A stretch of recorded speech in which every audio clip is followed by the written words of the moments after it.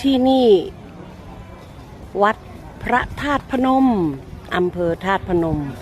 จังหวัดนครพนมท้องฟ้าครึ้มฟ้าครึ้มฝน